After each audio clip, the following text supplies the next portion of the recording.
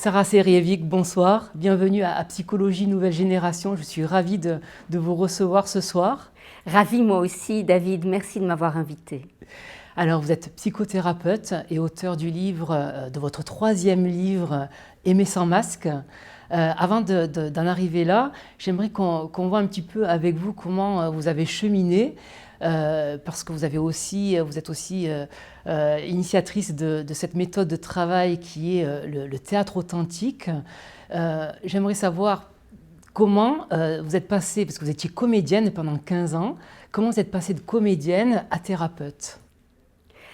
Alors, avant de savoir comment je suis passée de comédienne à thérapeute, moi j'ai envie de nous poser ensemble la question pourquoi j'ai d'abord commencé par être comédienne. Moi j'étais une enfant mutique, avec une intensité émotionnelle très très forte, mais je ne pouvais pas parler de moi, c'était absolument impossible. Et je crois que la scène, c'est vraiment la planque extraordinaire pour vivre les émotions que j'avais besoin d'exprimer sans jamais avoir à parler de moi. C'est vraiment un conseil qu'on pourrait donner aux timides. Montez sur scène, et alors plus vous êtes exposé à la lumière des projecteurs, plus vous êtes dans l'ombre de vous-même. C'est extraordinaire. Donc voilà pourquoi j'ai commencé, jusqu'au moment où la vie qui est plus grande et qui nous cherche dans notre vérité et qui nous cherche dans notre équilibre, elle est allée justement me bousculer là où j'avais besoin d'être bousculée, c'est-à-dire qu'il y a eu un moment où je ne savais plus qui j'étais, ça veut dire quand je savais plus quand je pleurais si c'était Antigone ou si c'était Sarah. Je ne savais plus qui j'étais, quoi. C'est-à-dire, je rentrais chez moi, je me souviens, je rentrais chez moi, je mettais la clé dans la serrure, et alors que j'avais été applaudie dans la soirée, je sentais ce vide terrible. Alors là, il y a eu un moment où il a fallu prendre rendez-vous avec moi, il a fallu que j'arrête de vivre des émotions sans comprendre à quoi ça me reliait profondément. Et j'ai fait tout un travail thérapeutique. Et c'est là où vous rencontrez, vous faites une rencontre assez extraordinaire avec Gita Malaz. Oui. Alors j'ai d'abord fait ce travail analytique et puis je continuais à être actrice, effectivement, jusqu'au moment où j'ai rencontré Dialogue avec l'ange, Gita Malaz. Et là, Dialogue avec l'ange, là il y a eu une rencontre dans mon cœur, quoi, une rencontre vraiment profonde. Et j'ai cherché à rencontrer Gita et ensemble nous avons enregistré Dialogue avec l'ange. Et Gita Malaz me disait régulièrement « Toi, tu es faite pour rayonner la vie ». Et je lui répondais régulièrement « Mais oui, c'est ce que je fais sur scène. On ne peut pas mieux rayonner la vie que sur scène. » En plus, à ce moment-là, ça marchait très bien pour moi. Donc, je ne pouvais pas être mieux placée que sur scène pour rayonner ce que j'avais à rayonner. Et régulièrement, elle me répétait cette phrase inlassablement. Et je me disais « Mais c'est une vieille femme, elle commence à être un peu fatiguée, elle radote un petit peu. » Jusqu'au moment où, bon, il y a eu toute une histoire que on ne va pas raconter là parce que ce n'est pas le propos, où elle m'a quasiment obligée à sortir de scène pour transmettre, et elle m'a dit un jour « Trouve ton théâtre à toi ». Et c'est là, à partir de là, que vous décidez de vous reconvertir en thérapeute. Exactement. Et puis alors, donc, d'utiliser le théâtre comme outil de connaissance de soi. Et c'est comme ça que j'ai rencontré Anne-Oncelin Schutzenberger, qui m'a formée donc au psychodrame. Alors, psychodrame, quand on ne sait pas ce que c'est épouvantable, on se dit... Moi, je me souviens quand j'étais actrice, justement, et que je lisais mes feuilles de paye, il y avait marqué « artiste dramatique ». Alors déjà, je n'étais pas drôle par nature, mais quand je lisais « artiste dramatique », ça me plombait encore plus. Mais en fait, tout simplement parce que je ne savais pas ce que ça voulait dire, parce que drama veut dire action. Donc, psychodrame, c'est la psyché que l'on va mettre en action. Alors Sarah, on ne peut pas évoquer le psychodrame sans évoquer Moreno, qui est quand même le créateur du psychodrame. Moreno, je crois que c'est fin 19e, début 20e, qui va créer le psychodrame. Il était médecin et justement, dissident de Freud, oui, c'est ça. Il va dire mais il faut mettre en acte. Il faut du corps. Ah oui, c'est la thérapie debout. Exact. Il disait à Freud, moi, je commence là où vous vous arrêtez. Vous les faites, vous les allongez sur votre divan pour les faire parler. Moi, je commence là où vous arrêtez. Ça veut dire, moi, je les fais rêver. Ça veut dire, je les aide, moi, avec cette thérapie debout, à vivre en authenticité avec eux leurs rêves les plus profonds et à les réaliser, bien sûr. Et Moreno, c'était un personnage extraordinaire. Je me sens très, très, très, très proche. D'ailleurs, on a des dates communes, lui et moi, puisque il est mort le jour de mon anniversaire. Donc, je me sens... Et puis, on a les mêmes origines. Oui, parce qu'il est roumain. Il était turc et roumain, effectivement, ça, comme moi. Et donc, c'est rare quand même d'avoir les deux en même temps, d'origine turque et roumaine. Et donc, c'était un être extraordinaire qui avait une folie. Autant une créativité exceptionnelle. J'ai envie de vous raconter comment est né le psychodrame. Je ne sais pas si on a le temps. Le psychodrame est né sur le cas Barbara. Alors Barbara, Moreno était un séducteur. Il adorait les très belles femmes. Et Barbara, il était psychiatre et il était passionné de théâtre. Et il avait un atelier de théâtre dans lequel il y avait des tas de personnes qui venaient dans ce théâtre, dont Barbara, qui était la blonde évanescente dont tous les hommes rêvaient, bien sûr, et Georges, qui était parmi les élèves, tombe évidemment fou amoureux, comme tout le monde d'ailleurs, de Barbara, comme Moreno secrètement d'ailleurs. Mais Georges l'emporte sur tous les autres, il épouse Barbara, et au fur et à mesure que le temps passe, alors on voit Georges arriver toujours plus décomposé que la veille, il s'avachissait de plus en plus. Alors Moreno, ça commençait à l'agacer. Un jour, il le prend à part, il lui dit, écoute, ça commence à bien faire. Tu as épousé la femme dont tout le monde rêve, et chaque jour, tu es pire que la veille. Alors ça commence à bien faire. J'aimerais maintenant que tu te reprennes. Et Georges lui dit, mais tu ne sais pas ce que je vis. Je vis un enfer. Alors, Moreno n'en croit pas ses oreilles. Elle qui jouait toutes les ingénues, qui jouait vraiment les Juliettes, les anges. Comment tu as une vie d'enfer? Il dit, mais tu ne peux pas savoir, cette femme est tellement insultante, grossière, dévalorisante. Ma vie est un cauchemar. C'est pas compliqué, je n'ose plus me regarder dans la glace. Moreno n'en croit pas ses oreilles. Et le soir, il y a un atelier, et lui vient l'idée géniale de dire à Barbara, qui d'habitude jouait les princesses, il lui dit, tiens, on va faire une improvisation. Tu vas jouer une prostituée aujourd'hui. Une prostituée qui poursuit son client qui ne l'a pas payé. Et arrive une Barbara fulminante et qui commence à insulter d'une façon extrêmement grossière son client. Personne n'en revient, tout le monde est quand même à la fois estomaqué et atterré, quoi. Le rêve de Barbara qui s'effondre. Et Moreno a cette idée géniale de lui dire à qui ça s'adresse. Et là, elle pleure et elle dit, mais à mon père. Alors, vous me permettez de faire une transition justement sur cette question de masque. On a compris que vous êtes issu de cette dimension de cœur avec Guita Malaz, avec cette dimension de transgénérationnel Anne Ancelin, avec le psychodrame de Moreno. Et là, en effet, vous me permettez de faire cette transition sur la question du masque et de cette incroyable anecdote concernant Moreno et Barbara. ce que vous expliquez dans votre livre. Comment se construit un masque? Évidemment dans l'enfance. Dans l'enfance.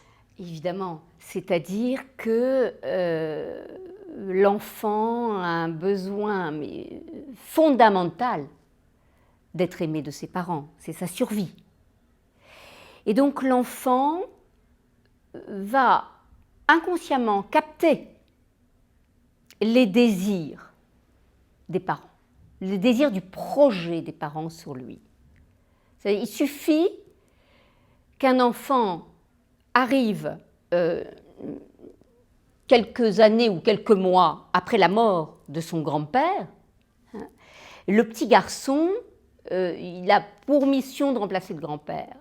Alors, il va grandir un peu, puis il va avoir 4 ans, il monte juste un arbre, hein, là, comme ça. Il fait « Ah !» et ce geste.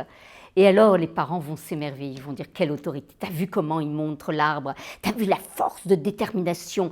Il sera avocat comme son grand-père. » Donc c'est tout le système projectif des parents sur leurs enfants, lorsqu'ils ont envie de voir. Tout simplement réaliser que peut-être eux-mêmes n'ont pas réalisé chez leur enfant. Exact. Comme ma mère qui me disait tu es une comédienne. Ma mère rêvait d'être comédienne. Elle a fait de moi une comédienne. Et vous l'avez exécutée. Exactement. Et donc l'enfant qui a entendu ça, il sera avocat comme le grand-père, il va recouvrir toute sa sensibilité, toute sa fragilité, toute sa vulnérabilité, toute sa fantaisie pour devenir ce qu'on attend de lui. Ça veut dire qu'il va devenir ce petit caïd, ce petit gars qui a l'air de savoir ce qu'il veut, parce que tout ça, c'est du masque. C'est ça. Et dans votre livre, justement, pour vous décliner, alors je crois qu'il y en a 6 personnages, on ne va pas tous les nommer, mais il y a la puritaine amoureuse, il y a l'amazone amoureuse, le chevalier servant amoureux. Donc, vous avez décliné, quelque part, ces projections sur l'enfant qui vont, dans la relation de couple, parce qu'on va y venir, utiliser ces masques pour être en relation. Exactement. C'est surtout pour ne pas être en relation, d'ailleurs. Ça veut dire c'est plutôt pour séduire.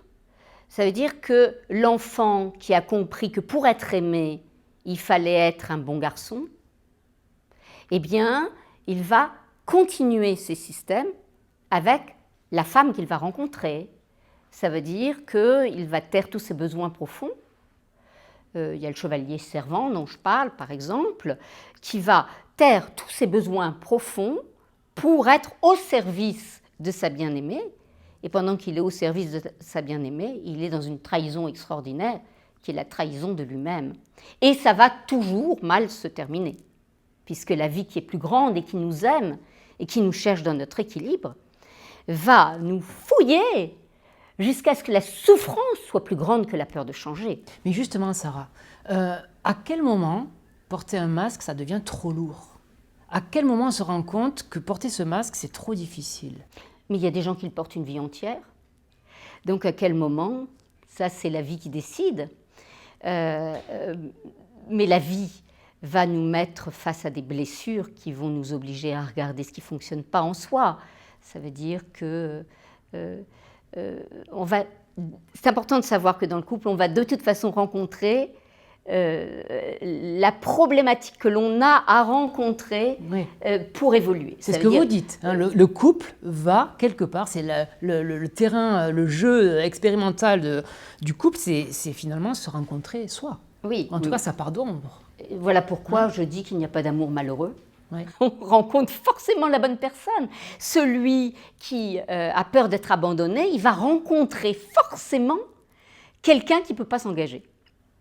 Et c'est comme ça que la relation va s'intensifier dans le conflit, ou au contraire, je veux dire, il y a un moment où il faut passer par ce conflit, ça c'est sûr. L'amour tout doux, tout gentil, où on dort bien ensemble, je ne suis pas sûre que ça puisse s'appeler l'amour.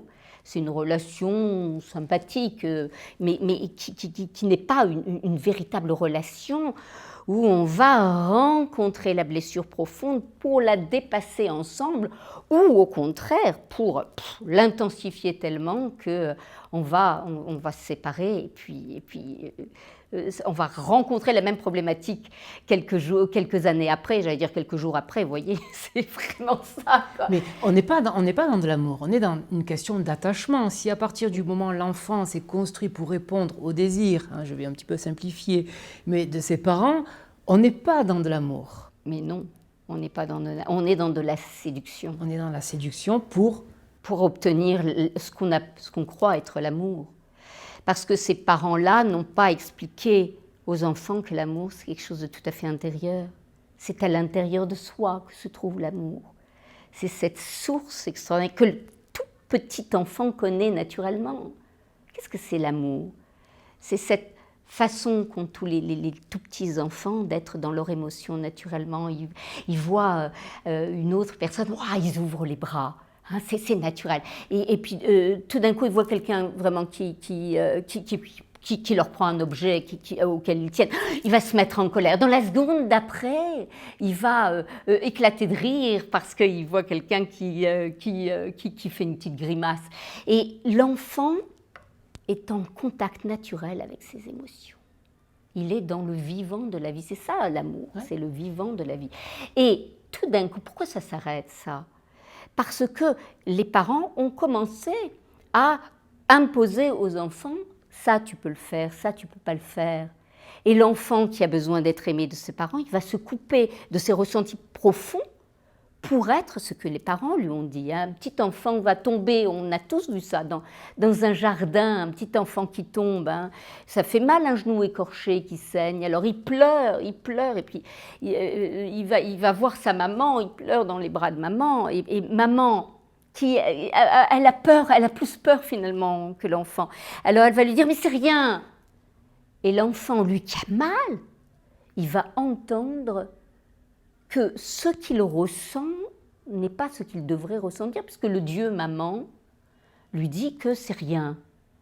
Donc il va se couper de ses ressentis, puis se couper de ses émotions pour être le bon garçon que sa maman, son papa, les éducateurs ont voulu qu'il soit. Et c'est là qu'intervient votre méthode, le théâtre authentique. Voilà. C'est-à-dire que vous avez utilisé quelque part cette souffrance émotionnelle qui reste figée pour, j'imagine, vous allez nous expliquer, la mettre en scène.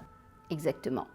Ce qui va permettre de sortir tout traumatisme et l'expression d'une souffrance, d'une émotion qui n'a pas été expurgée. Mais vous savez, vous me faites penser quelque part à Pierre Janet qui dit c'est l'acte de triomphe, c'est-à-dire trouver l'acte qui va libérer dans le corps ce qui n'a jamais pu s'accomplir. C'est exactement ça. Exactement ça. Et alors donc pour ça, on va vivre la situation telle qu'elle est. On va la vivre en direct. C'est-à-dire, racontez-nous un petit peu, comment ça se passe? Il y a une scène, il y a des spectateurs, comment ça se passe? Alors, oui, le théâtre authentique. Il y a une scène. Et alors une scène, on ne monte pas sur une estrade, c'est un tapis de scène plus exactement. Et puis, alors la personne qui est concernée, qui est en souffrance, alors déjà, moi je vais aller vers l'énergie qui appelle. Il y a des énergies qui appellent. Tout de suite, on sent celui qui a besoin de parler. Donc ça, c'est l'héritage de Guita Malaz, ça. Oui, oui, c'est l'héritage de la maladie, surtout parce que j'étais gravement malade et paralysée, et j'ai été très tôt. Donc j'ai appris à capter les énergies. Je capte ça. Quand on venait me voir à l'hôpital, moi, je savais tout de suite qui allait bien, qui allait pas bien. Je savais tout de suite, je captais tout de suite celui qui trichait ou celui qui trichait pas. Donc vous utilisez votre ressenti dans l'assistance pour aller chercher la personne qui a besoin de travailler. Exactement. Alors, vous voulez que je vous donne un exemple, par exemple bien concret. Alors, on va prendre l'exemple du séducteur. Tiens. Alors, dans un groupe, j'avais un séducteur. Ça se passait dans un stage résidentiel. Et alors, il est à table. Alors, moi, je suis tout le temps, j'écoute, je vois tout, je capte. Et surtout, à table, j'écoute bien ce qui se passe. Et alors, il racontait, mais alors, tous ses triomphes, et avec les filles et ses voitures. Enfin, c'était vraiment, il vantait tout son matériel, si je puis dire. Et très sympathique en même temps, vraiment. Et moi, je m'entendais penser, mais qu'est-ce qui s'est passé pour cet homme, pour qu'il soit à ce point, à vouloir prouver à quel point il est intéressant, quoi. Et alors, il venait me voir en individuel déjà, parce que il avait une mère qui était une mère tyrannique, dont il n'arrivait pas à se défaire de la fascination qu'il avait pour elle. Et donc, je lui demande, viens, on va là vivre cette situation avec ta mère, où enfin tu vas lui dire ce que tu as besoin de lui dire. Enfin, tu vas lui dire que maintenant ça suffit. Donc là, on est dans le psychodrame, là. Voilà. Hein, vraiment, et dans le psychodrame. Oui, dans le psychodrame. Ouais. Alors, choisis une femme pour représenter ta mère. Alors, il choisit dans le groupe. Alors, ce qui est extraordinaire, c'est que bien sûr, on ne choisit jamais par hasard. Ça veut dire que la personne qu'il va choisir est évidemment une personne qui vit la problématique pour laquelle elle est choisie. Donc, il choisit une fille froide, glacée, une fille qui le regarde de haut, bien sûr. Et je lui dis, allez, vas-y maintenant, parle à ta mère. Et là, alors le séducteur du midi, je le vois se ratatiner. Mais il se ratatine. Et là, on voit le petit garçon. Et là, on voit un tout petit enfant qui rentre les épaules, qui ne peut pas regarder sa maman. Il ne peut pas regarder sa mère. Et je lui dis, mais dis-lui maintenant ce que tu as besoin de lui dire. Alors il dit, je ne peux pas. Il bégaye, je ne peux pas. Je dis, va chercher dans la salle le petit enfant qui a tellement souffert. Ce petit garçon qui a été tellement humilié par cette femme-là. Alors il va chercher dans la salle le petit garçon et à ce moment-là, je lui dis, alors, tu vas défendre ce petit garçon face à cette mère-là. Tu vas maintenant consoler cet enfant et montrer à cet enfant qu'il a le droit d'être défendu. Et à ce moment-là, il prend un coussin. Et alors, avec une force inouïe, moi, on pourrait s'attendre à ce qu'il aille taper vers la mère. Eh bien non, il va taper vers l'enfant. Et il n'insulte pas la mère, il insulte l'enfant, il le traite de tous les noms, parce qu'il lui en veut de n'avoir pas pu se défendre face à cette femme. Et là, on est face à toute la non-estime qu'il a de lui, face vraiment au mépris qu'il a de lui-même. On regarde et on voit cet enfant qui prend mais tout ça dans la figure et qui s'effondre en larmes.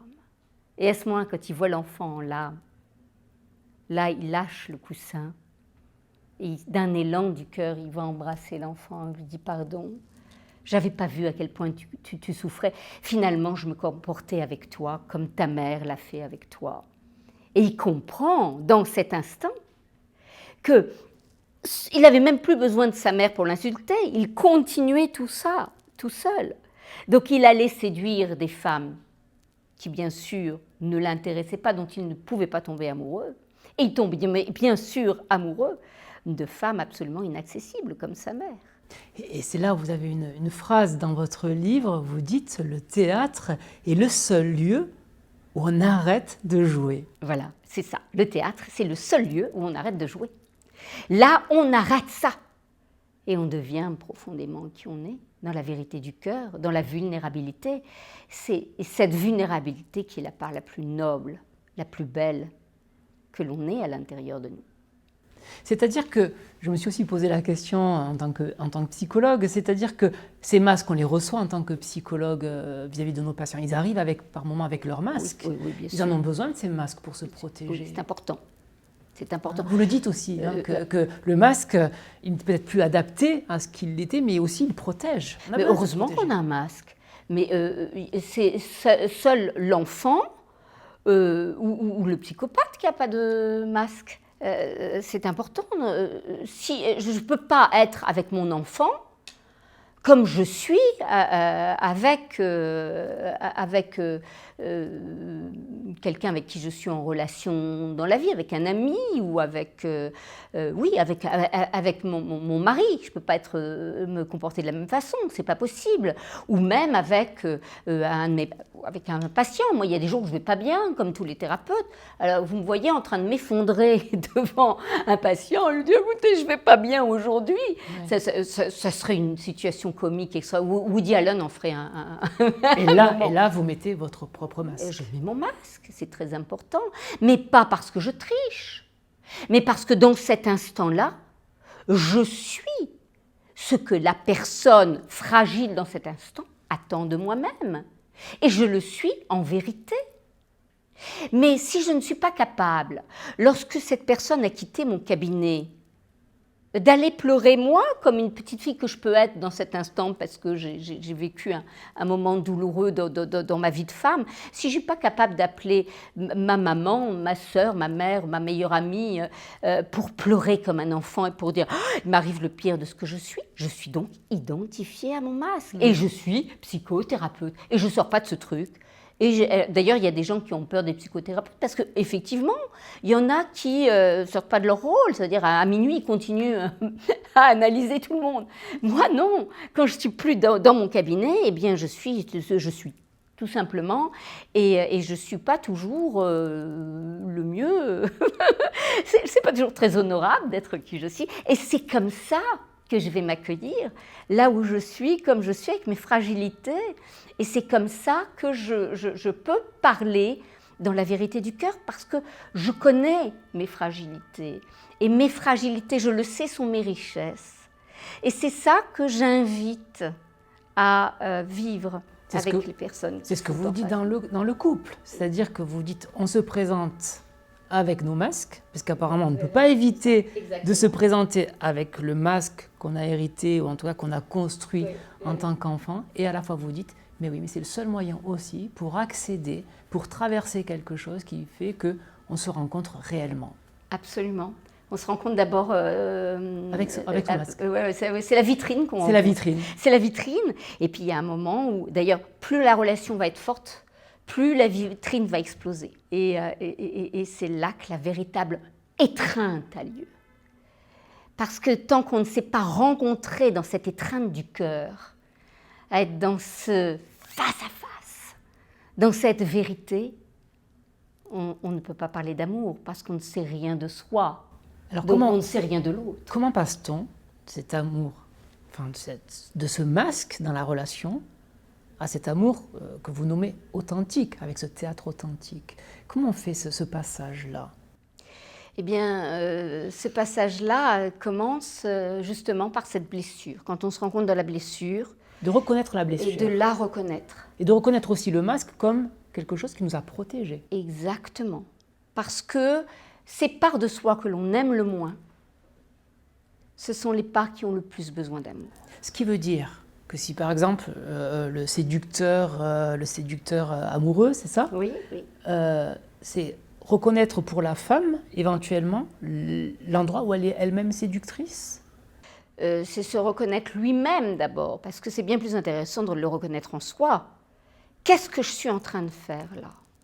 Est-ce que je suis en train de faire mon numéro pour qu'elle soit fascinée par qui je suis, pour mieux la conquérir? Ou est-ce que je suis en train, en ce moment, d'être face à quelqu'un d'important pour moi, à qui je vais pouvoir oser dire, là, dans cet instant, quand tu me regardes comme ça, je me sens fragile. On est bien d'accord que lui doit reconnaître sa part d'ombre vis-à-vis de ce masque-là, mais j'imagine que la femme aussi, alors, l'homme, reconnaître aussi pourquoi je suis tombée sur un partenaire. Exactement, mais la vérité appelle toujours la vérité. Ça veut dire que si j'entre dans ma vérité du cœur, celui qui est en face va aussi rentrer dans sa vérité du cœur.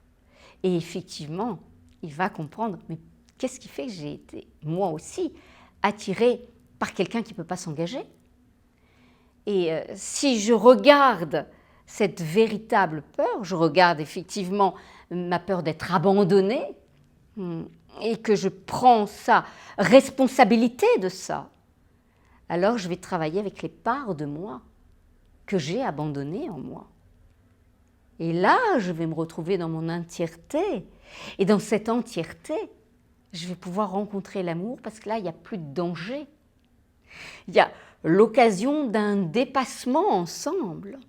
Et là, il y a un défi magnifique qui est le défi d'oser être pleinement vivant face à l'autre, mais d'abord face à moi-même. Et quand j'ai quitté ce masque, eh ben, il n'y a plus l'armure autour de mon cœur. Donc qu'est-ce que c'est aimer? C'est sentir son cœur. Donc c'est reconnaître son propre masque, montrer le masque à son conjoint, et pouvoir créer quelque chose de nouveau. Alors, montrer le masque à son conjoint, là, je mets une petite nuance avec vous. Parce que si je commence à dire, regarde ton masque, je deviens sa thérapeute et je ne suis plus sa femme. Et puis, ou alors, je peux même entrer dans un rapport de force. Donc là, c'est le rôle de le... C'est-à-dire, moi, si je me montre mon masque à moi-même, dans l'authenticité du cœur, l'autre va être renvoyé à son masque aussi, dans son authenticité. Et l'autre aussi va rencontrer le sien. Et c'est l'autre qui va dire, mais effectivement, je me rends compte que finalement, si je suis si soumise à toi, c'est parce que j'y trouve beaucoup de bénéfices. Donc les deux ont intérêt à avoir cette introspection sur leur propre masque. Exactement. Et ça devient un chemin de profondeur magnifique. Parce que là, il n'y a plus de rôle à défendre. Il n'y a plus rien à défendre. Il n'y a plus qu'à être. Et le seul risque qu'on prend, c'est simplement d'oser ce saut dans l'inconnu, de sentir ce cœur qui bat à l'unisson du monde. Parce que quand on aime dans cette profondeur, il y a soi, l'autre et le tout autre. Mais justement, est-ce qu'il n'y a pas le risque à un moment donné de venir donner à cette notion d'amour quelque chose d'un petit peu trop sublimé? C'est-à-dire parce que c'est un sacré enjeu de pouvoir transcender quelque part son masque pour arriver à cet amour. Est-ce qu'il n'y a pas le risque à un moment donné de trop sublimer ou de se dire, moi, quand je vous entends parler, je me dis, waouh, est-ce que je vais y arriver un jour? Est-ce qu'il n'y a pas ce risque-là quelque part? Bien sûr, merci. Bien sûr que c'est d'ailleurs, c'est une de mes parts d'ombre. Alors donc, merci David.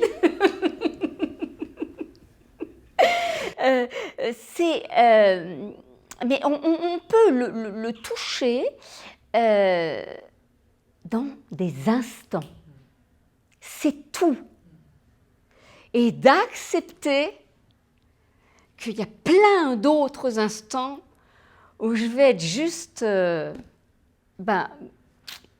banal. C'est important ce que vous dites pour nos auditeurs de psychologie nouvelle génération, c'est d'expliquer vraiment que oui, on vit la relation au jour le jour avec des choses qui sont difficiles du quotidien et pour autant peut venir s'insérer ces moments de contact, d'amour, de vrai amour authentique. Et de connexion avec le cœur qui font contacter ce sublime dont nous sommes en train de parler. Ce sont des étincelles, mais des étincelles d'éternité et qui laissent leur empreinte dans le cœur et qui vont nous permettre d'accepter après d'être juste ça.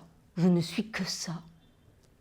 Et de le regarder juste de le constater.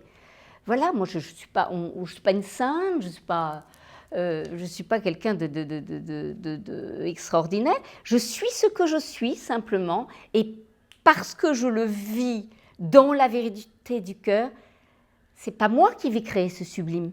C'est la vie qui va inviter ces étincelles en nous et qui vont être un temps d'émerveillement, qui vont permettre de nous réunir, de nous rapprocher de l'autre et d'être ensemble l'un par l'autre et non pas l'un contre l'autre ou l'un avec l'autre. C'est l'un par l'autre. Je ne sais pas si vous comprenez ce que je dis quand je dis ça. C'est ce que vous dites, l'amour est là pour nous délivrer et pas pour nous séquestrer. Voilà, exactement, l'amour et délivrance, absolument. C'est une légèreté profonde. Sarah Serjevic, j'ai été ravie de passer ce moment avec vous. Je vous remercie beaucoup d'avoir accepté notre invitation. Merci infiniment, David, de m'avoir invitée. Je suis très heureuse d'avoir eu ce bel échange ensemble. Merci. Merci.